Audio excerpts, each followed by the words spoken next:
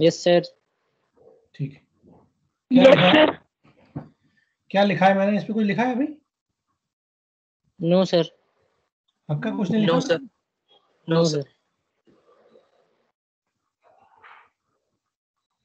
अब लिखा है सर इलेक्ट्रिक डाइपोल।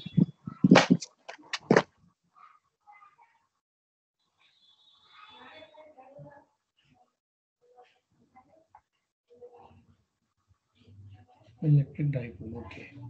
तो स्क्रीन विजिबल है आप लोगों को? गुड।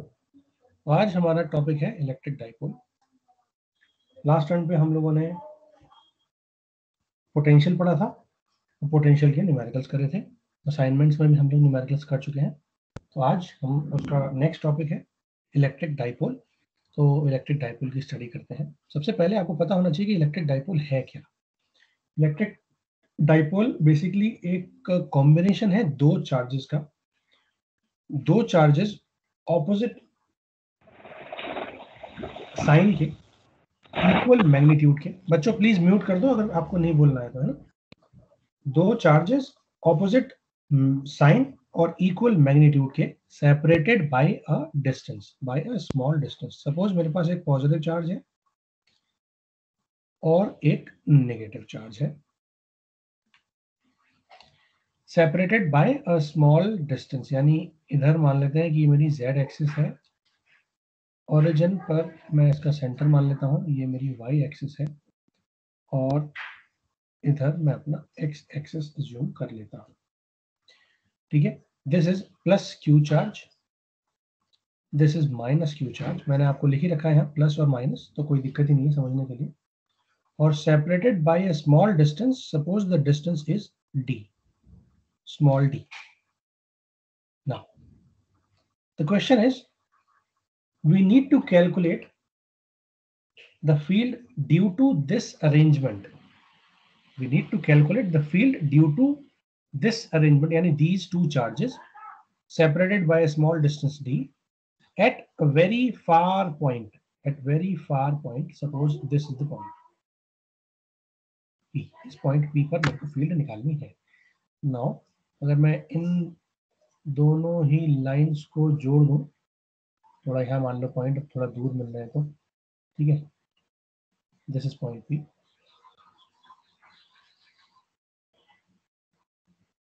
ठीक है बच्चों, इस पॉइंट पर मेरे को फील्ड निकालनी है, इस पॉइंट पर। ठीक, अगर मैं इस पॉइंट को P को ओरिजिन से कनेक्ट करूं तो वो P पॉइंट से कुछ ऐसे कनेक्ट होगा। सपोज ये मेरी डिस्टेंस है R, Q प्लस Q से डिस्टेंस है R1 और माइनस Q से डिस्टेंस है R2। अगर मुझसे कहा जाए calculate field, electric field intensity at point P, तो क्या आप कर सकते हो? निकाल सकते हो?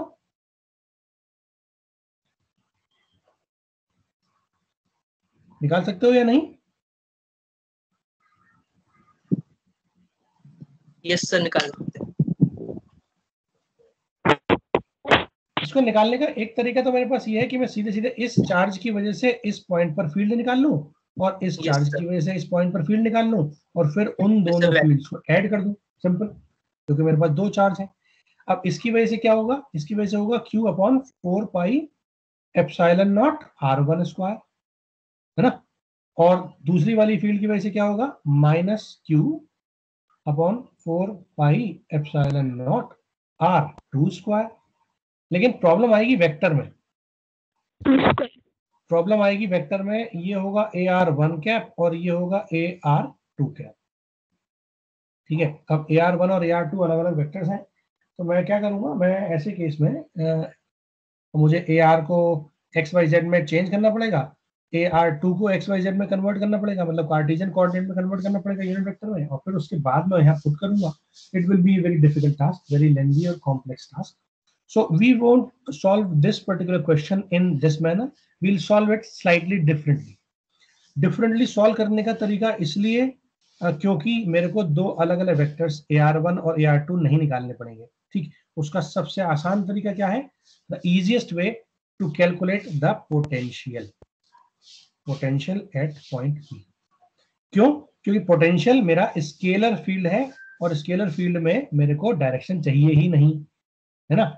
और जब मैं वो स्केलर फील्ड निकाल लूंगा, उस स्केलर फील्ड निकालने के बाद मैं उसका पोटेंशियल ग्रेडियंट निकाल लूंगा, तो यानी माइनस डेल भी निकाल लूंगा, तो मुझे क्या मिल जाएगा? E मिल जाएगा, है ना। तो अगर मैंने V निकाल लिया तो उसके बाद मुझे E निकालने के लिए क्या करना पड़ेगा? Simply I will calculate E equals to minus del V। तो अगर मैं V निकाल लूं तो उसके बाद मुझे अगले ही स्टेप में ग्रेडियंट लेकर के इस पूरे प्रोसेस को सॉल्व करना आसान हो जाएगा मेरे लिए। ठीक है, अब इसको सॉल्व करके देख लेते हैं वन बाय वन।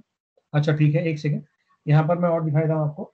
ये जो पोटेंशियल है, ये पोटेंशियल क्या होगा? ये पोटेंशियल होगा, जल्दी से बताओ, Q upon 4 pi epsilon not R1, इस वाले की वजह से, है ना, plus minus Q upon 4 pi epsilon not R2, और ये हम लिख सकते हैं अगर मेरा कांस्टेंट ऑफ इंटीग्रेशन C जो है वो 0 है। और 0 इंटीग्रेशन तब होता है जब मैं इस पॉइंट चार्ज को भी इंफिनिटी से लेकर के आऊं, इस पॉइंट चार्ज को भी इंफिनिटी से लेकर के आऊं, मतलब इस पॉइंट चार्ज और इस पॉइंट P में जो डिस्टेंस है that is very very large. This R1 is very very large as compare to D। R1 and R2 is very very large as compared to the size of the distance between these two charges, and because of that we can say that the C is very small and this constant of integration can be neglected as 0.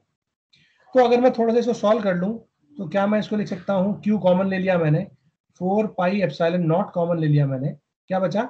एक बचा 1 upon R1 minus 1 upon R2, और इसको थोड़ा सा और solve कर लिया मैंने, तो ये हो जाएगा Q upon 4 pi epsilon not R1 into R2, और ऊपर आ जाएगा R2 माइनस R1। आएगा या नहीं? Yes sir. अब मैं थोड़ा सा कैलकुलेशन करता हूं, मैथमेटिक्स लगाता हूं। अगर मैंने इस पॉइंट से इस R पर टेंजेंट डाला तो वो यहां ही आएगा ना लगभग, और मैंने इसको थोड़ा सा एक्सटेंड कर दिया यहां तक। ठीक, अगर मेरा ये वाला एंगल थीटा है, जो कि हम मान के चलते हैं कि मेरा स्फेरिकल कोऑर्डिनेट में ओरिजिन से उस पॉइंट P की तरफ जाने वाले डायरेक्शन और z एक्सिस के बीच में एंगल कितना होता है? थीटा होता है ना। अगर ये वाला एंगल थीटा है, ये डिस्टेंस d है, और ये डिस्टेंस पॉइंट P की इन दोनों चार्जेस से और ओरिजिन से बहुत दूर है, दैट मींस R1 और R2 बहुत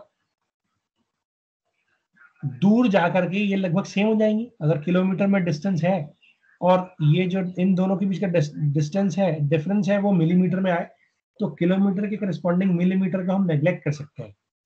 वही सेम चीज अगर मैं ऐसा देखूं तो यहाँ पर मैं R1, अगर ये पॉइंट जो है, ये सपोज पैरेलल लाइंस जा रही होती, ये तीनों पैरेलल लाइंस जा रही होती, तो क्या मैं बोलता कि ये इन तीनों पैरेलल लाइंस में डिस्टेंस जो है वो किसका डिफरेंस है? वो केवल इसका डिफरेंस है ना, इतना डिफरेंस है, इतना। तो ये कितना होगा? अगर ये d है, ये cos ये थीटा है, ऑलमोस्ट ये वाला भी थीटा होगा, ऑलमोस्ट ये वाला भी थीटा होगा। क्यों? अगर मेरा ये डिस्टेंस इंफिनिटी है तो ऑलमोस्ट ये तीनों लाइंस लगभग क्या हो जाएंगी? पैरेलल हो जाएंगी। तो उस पैरेलल के लिए अगर ये वाला थीटा है तो ऑटोमेटिकली ये वाला भी थीटा होगा, ये वाला भी थीटा होगा। ठीक है, तो ये वाला भी थीटा बोल सकते हैं हम। अगर ये वाली वैल्यू d है तो ये क्या होगा? This will be simply d cos theta. As an approximation, we can say that if point P is very far from any point charge present in the electric dipole, that is plus Q or minus Q, then the distance between these two lengths, the difference between these two lengths, yani R2 minus R1, can be equated as D cos theta. जल्दी से बताओ, ये समझ में आया? Yes, sir. Yes, sir. ठीक है, तो अब हम क्या करेंगे, Yes, sir. यहाँ पर हम ये कर लेंगे कि इसको लिख लेंगे Q upon 4 pi epsilon not. ये हो गया मेरा डी कॉस थीटा, है ना। और चूंकि ये डिस्टेंस दोनों बहुत दूर पर जाकर के मैं बोल रहा हूं, तो क्या मैं ये बोल सकता हूं कि R1 इंटू R2 जो है वो लगभग सेम ही वैल्यू होगी। थोड़ा सा ये R1 R से कम है और R2 R से थोड़ा ज्यादा है, तो R1 इंटू R2 को we can approximate as R1 into R2 as approximately equals to R square, है ना। और R2 माइनस R1 को मैंने यहाँ पर लिख लिया D cos थीटा। ये तब लिख सकता हूं मैं जब I am assuming that the point P is very far from the typo. ठीक है, तो यहां पर हम लिख लेंगे इसको R स्क्वायर। ये मेरा आ गया V। यहां तक बताओ क्लियर है या नहीं?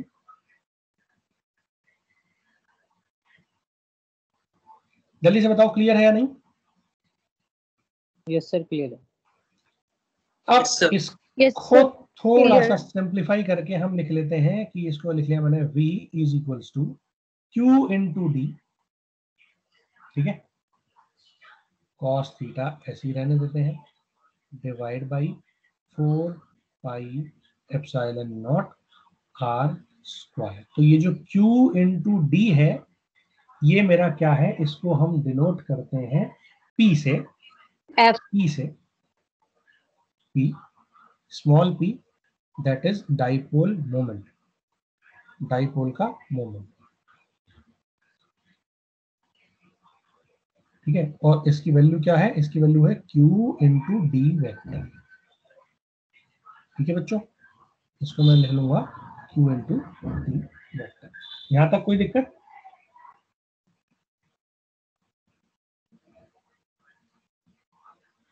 जल्दी बोलो। No sir.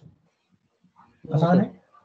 No, sir. ठीक है, तो मैथमेटिकली हम इसको ऐसे भी लिख सकते हैं कि अगर मैं डाइपोल मोमेंट को देखूं, तो डाइपोल मोमेंट के फॉर्म में अगर मुझे लिखना हो तो मैं सीधे सीधे क्या कर रहा हूं, मैंने उस वेक्टर को AR वेक्टर से डॉट प्रोडक्ट कर दिया, तो मेरा Q into D into cos theta आएगा, है ना। मैं लिख सकता हूं V को कुछ ऐसे लिख सकता हूं, this is P vector dot AR vector divide by 4 pi epsilon naught R square. लिख सकता हूं ऐसा, क्यों? क्योंकि देखो आप ध्यान से, ये जो D वेक्टर था, ये D वेक्टर था डिस्टेंस में डाइपोल के बीच का, ये वाला D वेक्टर है, ये वाला D वेक्टर Z डायरेक्शन में, और Z डायरेक्शन है, और ये वाला वेक्टर था AR कैप डायरेक्शन में, है ना। ये AR कैप होगा और ये AZ कैप होगा, यानी यही डायरेक्शन होगी बेसिकली P की।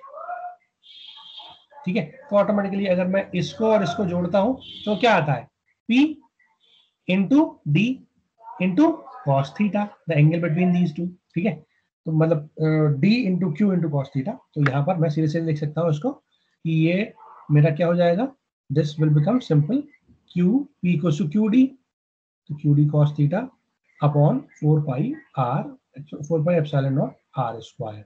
ठीक है, तो ये वही सेम एक्सप्रेशन हो जाएगा जो मेरा ऑलरेडी था। तो इसको मैं कुछ ऐसे भी लिख सकता हूँ। जल्दी से बताओ ये क्लियर हो गया है ना? Yes sir. अब मुझे क्या करना है, मुझे निकालना था इलेक्ट्रिक फील्ड इंटेंसिटी। तो इलेक्ट्रिक फील्ड इंटेंसिटी निकालने के लिए मैं क्या करता हूँ, मैं सीधे सीधे ग्रेडियंट ले लेता हूँ, किसका, पोटेंशियल का, है ना। पोटेंशियल मैंने अभी निकाल लिया ये, तो अगर ये V यहाँ रख दो और फिर E equals to minus del V निकाल लो, तो ऑलरेडी आपका पोटेंशियल ग्रेडियंट आ जाएगा। ठीक है, ठीक है, आया ना? Yes sir. अब potential V is a function of R, ऐसा नहीं लिखते, V is a function of R लिख सकते हैं, as well as V is a function of theta, but V is not a function of phi. तो एक coordinate के अंदर अगर मैं स्फेरिकल कोऑर्डिनेट सिस्टम की बात करूं तो R थीटा और फाई, ये तीन कोऑर्डिनेट्स हैं।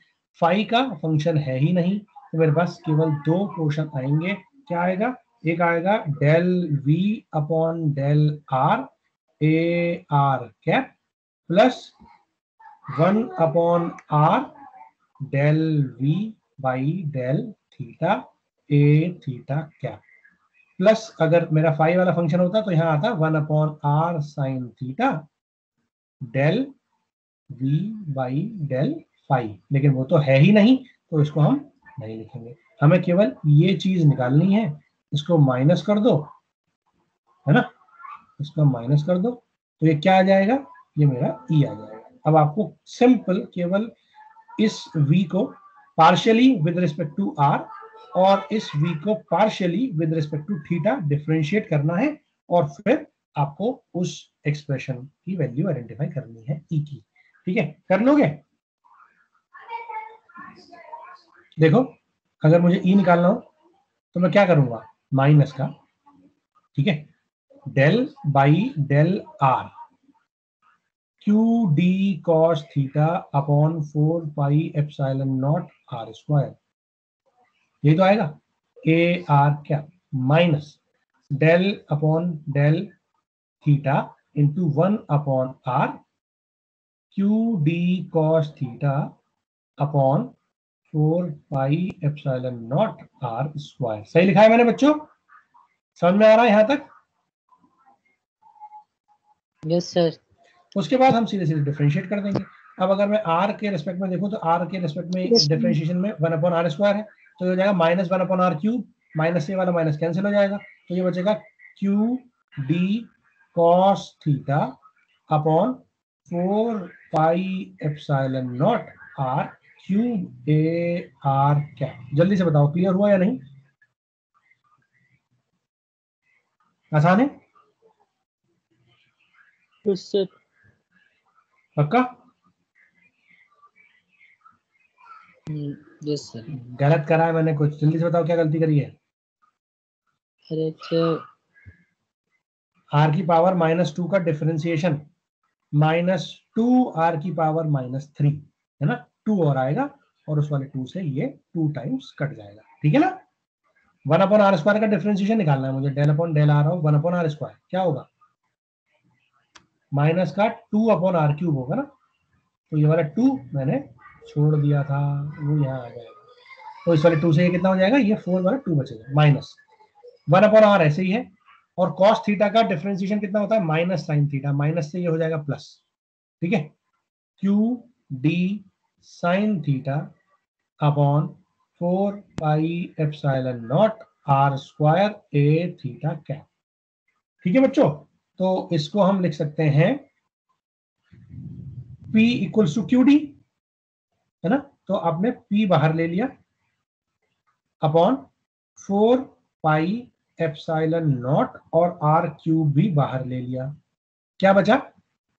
देखो मैंने 4 बाहर लिया तो यहां बचेगा 2, तो 2 cos theta a R cap plus R into R square R cube, ये पूरा बाहर ले लिया मैंने, क्यू डी बाहर ले लिया है, क्या बचा? Sine theta a theta cap, ये बचेगा sine theta a theta cap. ठीक है बच्चों, और ये मेरी इलेक्ट्रिक फील्ड इंटेंसिटी हो गई ड्यू टू इलेक्ट्रिक डाइपोल। ये बहुत इंपॉर्टेंट एक्सप्रेशन है और इसके ऊपर बेस्ड कई सारे न्यूमेरिकल्स आते हैं, एग्जाम में पूछा जाता है। ये जो P है मेरा, ये P मेरा मैग्नीट्यूड है, that magnitude is basically Q into D. ठीक है, Q D। ठीक है, ये वेक्टर नहीं है D, ध्यान रखना, दिस इज स्केलर, क्योंकि वेक्टर आपको इससे और इससे मिल रहा है, बाकी सारी चीज क्या है? मैग्नीट्यूड्स है। ठीक है बच्चों, जल्दी से बताओ, क्लियर हुआ? Yes sir. सब लोगों को? Yes, sir. Yes, ठीक sir. है, अब मैं आपको एक क्वेश्चन दे रहा हूँ, आपको मुझे इसको सॉल्व करके बताना है आज शाम तक। ठीक है, क्वेश्चन है, एक इलेक्ट्रिक डाइपोल जिसका डाइपोल मोमेंट P Q है, क्वेश्चन है आज का ये कि डाइपोल मोमेंट, एक डाइपोल का दे रखा है 100 ए जेड कैप, यानी जेड डायरेक्शन में ही रखा है, P को कूलॉम इंटू मीटर, P को मतलब 10⁻⁻12। ठीक है ना, ऑरिजिन पर रखा है, centred at the origin, centred at origin, मतलब ऑरिजिन से आधा ऊपर और आधा नीचे, यानी डी अगर डिस्टेंस आपको गिवन है तो आप क्या कह सकते हैं, मतलब डिस्टेंस की जरूरत नहीं है क्योंकि आपको ऑलरेडी डाइपोल मोमेंट गिवन है Q इंटू डी, ठीक है। तो ऑरिजिन पर रखा है, आधा नीचे आधा ऊपर, ठीक। आपको फील्ड निकालनी है, पोटेंशियल निकालना है पहले और फील्ड निकालनी है, दोनों निकालने हैं। एट पॉइंट P गिवन है आपको, वो गिवन है 0,0,10, ठीक है। दैट मीन्स आपको अगर यहीं पर z एक्सिस पर 10 मीटर दूरी पर सपोज यहाँ पर आपको पोटेंशियल निकालना है और E निकालना है, इलेक्ट्रिक फील्ड निकालनी है, ठीक है।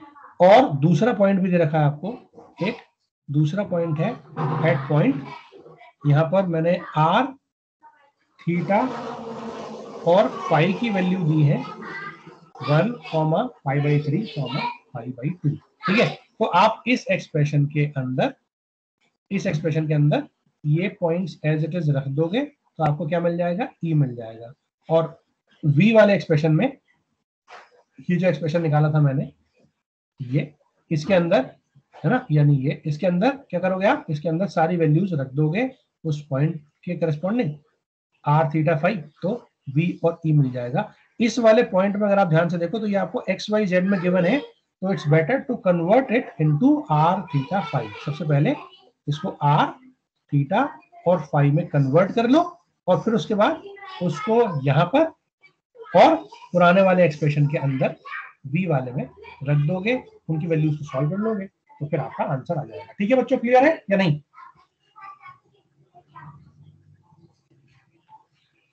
Yes sir. आसान है, Yes, sir. कोई दिक्कत तो नहीं है? कर लोगे ना? Yes sir.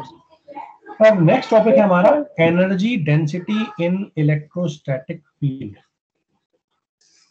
एनर्जी डेंसिटी इन इलेक्ट्रोस्टैटिक फील्ड। ये जो मैंने आपको कल दो न्यूमेरिकल्स बताए थे वो इसी एक्सप्रेशन जो हम अभी डिराइव करने जा रहे हैं उसके ऊपर ही बेस्ड है, ठीक है। तो एनर्जी डेंसिटी इन इलेक्ट्रोस्टैटिक फील्ड्स, ये मेरा सेकंड टॉपिक है आज का, ठीक है बच्चों। अब ये बेसिकली होती क्या है, इसको सॉल्व करने के लिए मैं बड़ा ही सिंपल सा एक अरेंजमेंट लगाता हूँ। अरेंजमेंट में मैंने क्या करा, मेरे पास एक वॉल्यूम था, एक वॉल्यूम है। इनिशियली उस वॉल्यूम के अंदर कोई भी चार्ज नहीं है, इनिशियली उस वॉल्यूम के अंदर कोई भी चार्ज नहीं है, ठीक है।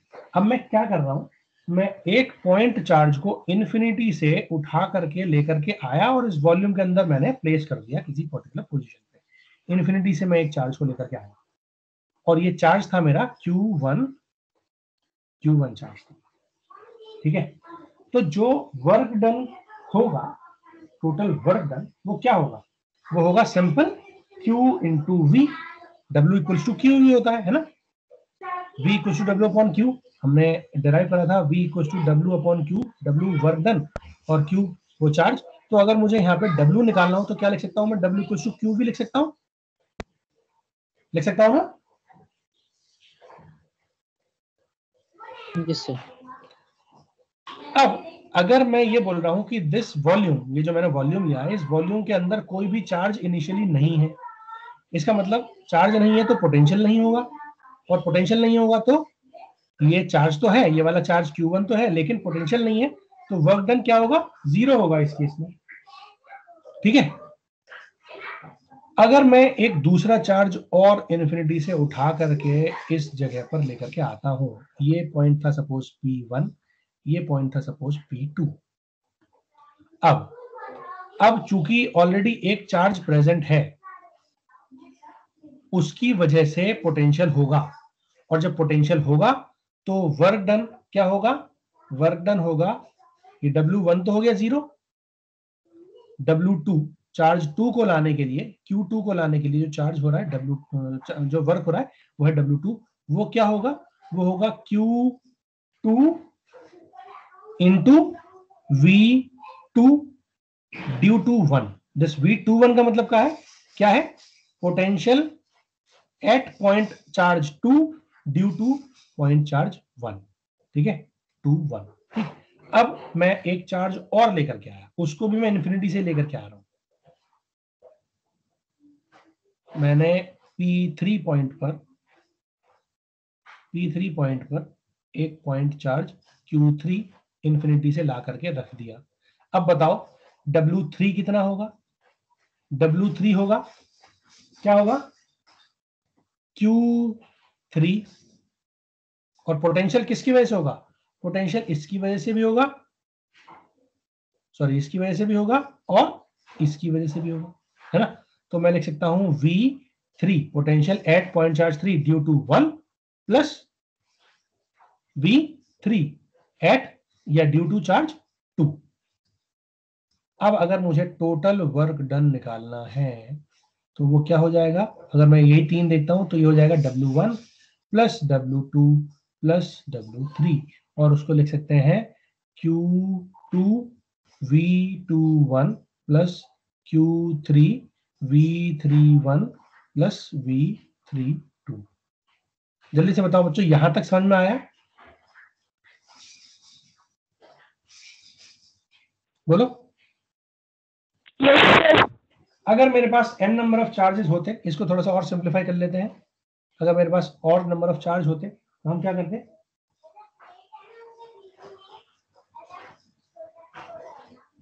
ये ऐड करते चले जाते हैं। ठीक है, Q4 V41 plus V42 plus V43 and so on, plus Q5 V51 plus V52 plus V53 plus V54 and so on. ये करते चले जाते हैं हम। ठीक है, अब मैं इस ज्योमेट्री को थोड़ा सा और अच्छे से समझने के लिए एक छोटा सा काम और करता हूं। ठीक है, जो मैंने अभी कहा उस सेम वॉल्यूम के अंदर मैं पॉइंट चार्ज लेकर के आया था सबसे पहले 1। अब मैं पॉइंट चार्ज 3 सबसे पहले लेके आ रहा हूं P3 पर। उसके बाद इन्फिनिटी से, है ना? तो अगर मैं P3 चार्ज पर Q3 लेकर के आ रहा हूं इन्फिनिटी से, तो ऐसे केस में W3 कितना होगा? जल्दी बोलो। W3 होगा 0, क्योंकि पोटेंशियल है ही नहीं। उसके बाद में Q2 चार्ज लेकर के आया P2 पे, है ना? इसकी वजह से क्या होगा? W2 क्या होगा? Q2 into V2 due to 3। यही होगा ना, क्योंकि 3 चार्ज प्रेजेंट है, तो 3 की वजह से पोटेंशियल एट 2 पॉइंट चार्ज 2। उसके बाद मैं पॉइंट चार्ज 1 लेकर के आया P1 पे। मैंने रिवर्स कर दिया प्रोसेस। ठीक है, इसके केस में W1 क्या होगा? जल्दी बताओ। W1 होगा Q1 into V1 due to 2 plus V1 due to 3। यही होगा ना? और अगर मैं W टोटल निकालूं, टोटल वर्क डन, तो ये क्या होगा? ये होगा Q1 V1 plus V2, sorry V12 plus V13 plus Q2 V23। ये होगा। अगर मैं इस इक्वेशन को मानूं, ये मेरी इक्वेशन है 1। अगर मैं इस इक्वेशन को मानूं, ये मेरी इक्वेशन है 2। अगर मैं इन दोनों इक्वेशन को जोड़ लूं तो क्या आएगा? देखो, W total plus W total, है ना? दोनों को जोड़ लिया मैंने, इक्वल्स टू, पहले वाले में क्या था? Q2 V23 plus Q3 V31 plus V32 plus, अब मैं इस वाले को जोड़ रहा हूं, Q2 V32, सॉरी V32 था ना? ठीक है, Q2 V23 plus Q1 V12 plus V13। अगर मैं इसको ऐसे लिखूं, इसको ऐसे लिखूं कि मैंने Q1 लिख लिया, V12 plus V13 plus Q2 common ले लिया, V23 plus V23 plus V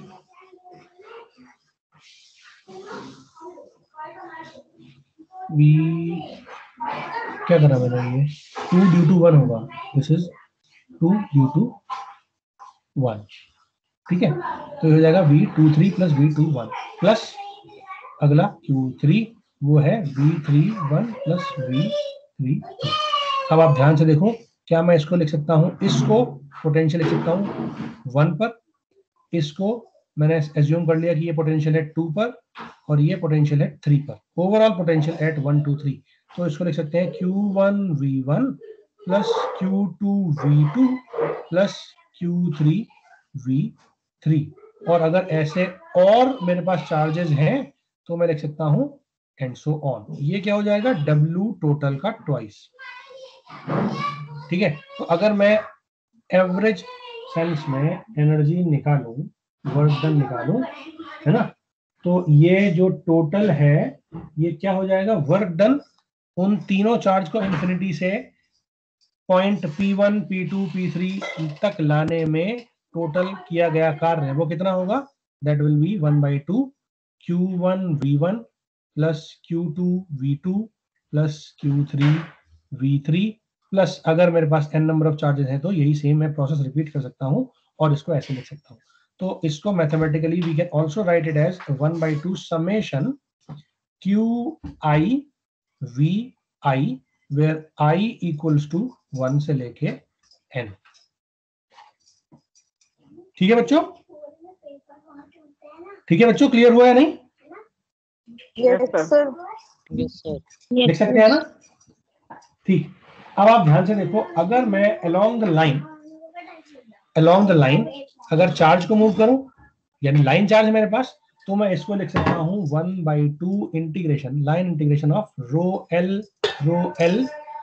V dl into V, ठीक है। अगर वो सरफेस चार्ज होता तो मैं सरफेस के अलॉन्ग इंटीग्रेट कर देता, रो एस V ds। अगर वो वॉल्यूम चार्ज होता तो ये हो जाता 1/2 V रो V V dV। अगर लाइन चार्ज है तो ये, सरफेस चार्ज है तो ये, वॉल्यूम चार्ज है तो ये। कर सकते हैं बच्चों, जल्दी से बताओ। यही सेम पॉइंट चार्ज की थ्योरी मैंने लाइन चार्ज, सरफेस चार्ज और वॉल्यूम चार्ज पे लगा दी, तो मैं इसको इस एक्सप्रेशन में लिख सकता हूं। अब अगर आप इस वाले को देखो, इस वाले को, थर्ड वाले को, तो मुझे पता है del dot D equals to rho V होता है, ध्यान है ना? ये क्या है, इसको मैक्सवेल्स की फर्स्ट इक्वेशन भी बोलते हैं, गॉस लॉ भी बोलते हैं, ध्यान आ रहा है? हाँ है ना? Yes, sir. तो अगर Yes, इस एक्सप्रेशन के अंदर, इस वाले एक्सप्रेशन के अंदर इक्वेशन नंबर 5 मान लेते हैं, सपोज ये 2 हो चुकी थी, 3 ये वाली हो गई, 4 ये वाली हो गई, 5 ये वाली हो गई। इक्वेशन नंबर 5 के अंदर अगर मैं ये वाली वैल्यू रख दूं तो क्या होगा, तो ये हो जाएगा W टोटल या total work done equals to कितना होगा, half of volume integral of rho V यानी डेल डॉट डी, है ना, और फिर पोटेंशियल और फिर वॉल्यूम इंटीग्रल डी। जल्दी से बताओ, हाँ या ना? ये स्मॉल v बनाना, वॉल्यूम है और कैपिटल V मेरा वोल्टेज है। Small v stands for volume, capital V stands for voltage. तो कंफ्यूजन ना हो इसलिए आप ऐसे करके बनाना, ठीक है। अब इस एक्सप्रेशन से मैं एक चीज, मैथमेटिकल एक्सप्रेशन थोड़ा सा देखूंगा वेक्टर कैलकुलस की फॉर्म में, और फिर मैं अपने इस एक्सप्रेशन को, इक्वेशन नंबर 6 को सॉल्व करूंगा थोड़ा सा आगे। देखो यहां पर ध्यान से देखो, डेल डॉट डी यानी एक डाइवर्जेंस जो कि स्केलर है, उसको मैं एक स्केलर से मल्टीप्लाई कर रहा हूं। तो अगर मैं इसको सॉल्व करूं थोड़ा सा, तो मैं लिख सकता हूं डेल डॉट वी ए। अगर मेरे पास ए वेक्टर है तो मैं उसको कुछ ऐसे लिख सकता था, अगर मैंने ये स्केलर, अगर मैंने इस वेक्टर के साथ ले लिया और फिर मैंने डॉट प्रोडक्ट करा, तो क्या चेंज आएगा, तो वो जो आइडेंटिटी होती है वेक्टर की आइडेंटिटी, वो होती है A vector dot del V minus नहीं plus v times del dot ये आइडेंटिटी ये होती है, ठीक है। अब अगर ये आइडेंटिटी होती है तो क्या मैं इससे ये निकाल सकता हूं? अगर मैं इस आइडेंटिटी से v times del dot a निकाल लूं तो ये क्या हो जाएगा? This will become del dot v a vector minus a vector dot del v।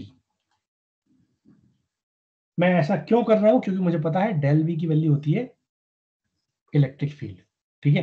तो ये वाली वैल्यू को मैं इलेक्ट्रिक फील्ड में लिख सकता हूं। ये फॉर्मूला आ गया, जल्दी से बताओ। अब रिप्लेस कर दो a को d के साथ तो यही आइडेंटिटी बन जाएगी। इस आइडेंटिटी में आपको इस डेल डॉट d को रिप्लेस कर देना है ना। तो equation number 6 after using this, इस इक्वेशन की वैल्यू को अगर मैं यहां पर रख दूंगा तो मेरी इक्वेशन 6 क्या आएगी?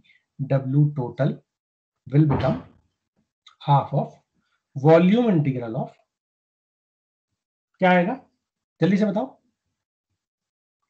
इसको लिख सकते हैं del dot V D vector, है ना, del dot V D vector D V, और उसको माइनस कर देंगे, ये वाली वैल्यू आ जाएगी, है ना। माइनस कर देंगे किसके साथ? 1/2 तो कॉमन ही ले सकते हैं हम, तो 1/2 दोबारा नहीं लिखना पड़ेगा, ठीक है। यहां आ जाएगा वॉल्यूम इंटीग्रेशन ऑफ कितना? D vector dot del V into D V, क्योंकि डीवी है ना, डीवी तो है ही, कोई दिक्कत ही नहीं है। मैंने केवल इस चीज को इस एक्सप्रेशन के हिसाब से रख दिया, ठीक है। तो ये वैल्यूज कुछ इस तरीके से आ गई, मैंने ब्रैकेट कर दिया बंद, ठीक। अब आप ध्यान से देखो जरा, अगर मैं डाइवर्जेंस थ्योरम लगाऊं पहली टर्म में यानी इसमें, तो डेल डॉट डी डीवी क्या होता है? Close surface integration of D, है ना भाई। डेल डॉट डी डीवी को क्या लिख सकता हूं मैं? Close surface integration of D dot D S लिख सकता हूं ना? जल्दी बोलो, हाँ है ना? Yes sir. तो इस केस में डी कितना था? इस केस में डी था डी, ये वाला डी जिसका डाइवर्जेंस हो रहा है, और इस वाले केस में डाइवर्जेंस किसका हो रहा है? इस फील्ड का हो रहा है ना। तो ये हो जाएगा 1/2 क्लोज्ड सरफेस इंटीग्रेशन, मैंने कन्वर्ट कर लिया डाइवर्जेंस थ्योरम से, ये हो गया v vector potential sorry vector नहीं पोटेंशियल, इट्स v, ये हो गया potential v d vector dot ds vector. यहां तक समझ में आया? ये एक वेक्टर है माइनस माइनस, अब मैं इसको अंदर ले गया 1/2 को, 1/2 ऐसे लिखा, और d डॉट डेल वी को लिख सकते हैं हम माइनस का e। तो वॉल्यूम इंटीग्रल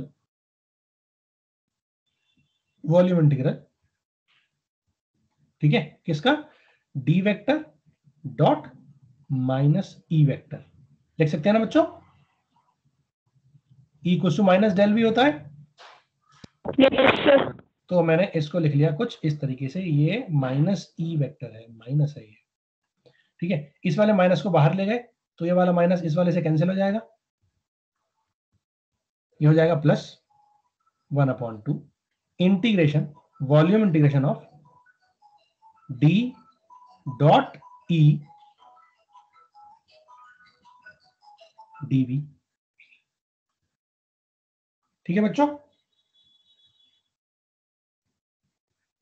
बोलो हाँ या ना?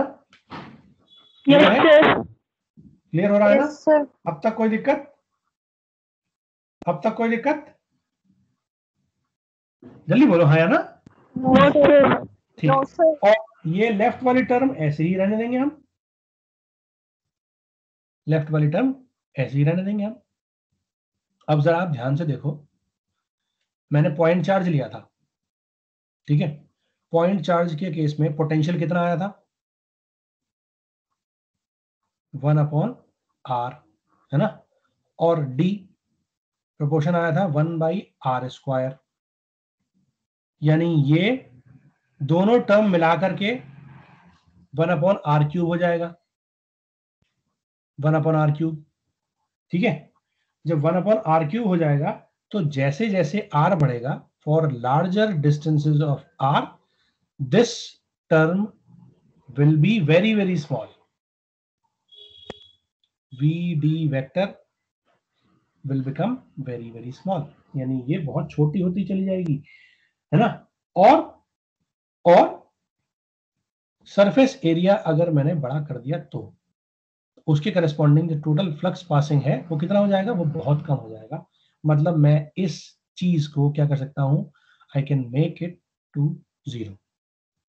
और अगर मैंने ऐसा करा तो टोटल एनर्जी जो आई, W टोटल, है ना, वो कितनी आई? ये तो 0 हो गया, इसके बराबर आई, है ना। ये हो गया 1/2 of volume integration of d vector dot e vector dv, ठीक है बच्चों। और अगर मैं इसको थोड़ा सा और सिंप्लीफाई कर लूं तो मैं इसको लिख सकता हूं 1/2 volume integration of epsilon times e dot e dv, लिख सकते हैं ना। एप्सिलॉन, अगर मैं मान के चलूं कि epsilon is constant, it is not dependent on coordinates throughout the surface, throughout the volume, throughout the region, अगर परमिटिविटी जो है वो सेम है, that means I can take it outside from this integration and I am left with what? Only e square dv। और आपको नहीं भी लिखना तो भी कोई दिक्कत नहीं, आप इसे ऐसे ही रहने दो, 1/2 of volume integration of epsilon times e square dv। ये मेरी क्या आ गई? ये मेरी टोटल एनर्जी स्टोर्ड आ गई, W टोटल, या इसको हम कभी कभी WE भी लिखते हैं, और वो एनर्जी स्टोर्ड, ठीक है, वर्क डन नहीं है, energy stored total within the volume, that is equals to what? That is equals to half of volume integration of epsilon times e square dv। ठीक है बच्चों, क्लियर हो गया या नहीं? यही एक्सप्रेशन हमने कल देखा था और इस एक्सप्रेशन के ऊपर हम ऑलरेडी कल न्यूमेरिकल कर चुके हैं,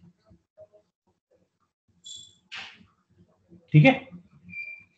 अब अगर मैं वॉल्यूम से डिवाइड कर दूं, ठीक है, तो WE divide by differentiation of WE divide by dV volume, इसको हम बोलते हैं energy density. Energy density is denoted by W, small w, capital E, and that is equals to what? That is equals to half of d vector dot E vector, that is half of, ये scalar होगा obviously, epsilon times E square, या फिर अगर मुझे d पता है तो half of d square upon epsilon, ठीक है। ये वैल्यू जो है ये मेरी क्या है? ये है मेरी एनर्जी डेंसिटी। कभी कभी आपसे पूछा जा सकता है कि एनर्जी डेंसिटी कैलकुलेट करो in the electrostatic energy stored, electrostatic energy density in the electric medium, है ना। या फिर आपसे ये बोला जा सकता है कि सीधे सीधे आप निकालो energy stored in the volume. तो ये मेरा जो एक्सप्रेशन है, that is basically what? That is WE is what? The total work done या energy stored in the volume। ठीक है बच्चों, क्लियर है? एक ये मेरा energy stored in the volume है। वॉल्यूम अगर आ रहा है तो energy stored in the volume है, अगर वॉल्यूम नहीं आ रहा है तो वो डेंसिटी है ना, क्योंकि मैंने वॉल्यूम यहाँ पर वॉल्यूम से डिवाइड कर दिया। पर यूनिट वॉल्यूम अगर मैं एनर्जी निकालूंगा तो क्या आएगा? Energy density. जल्दी से बताओ, क्लियर है या नहीं? Yes, sir. तो हम सेशन एंड करते हैं आज, और मैं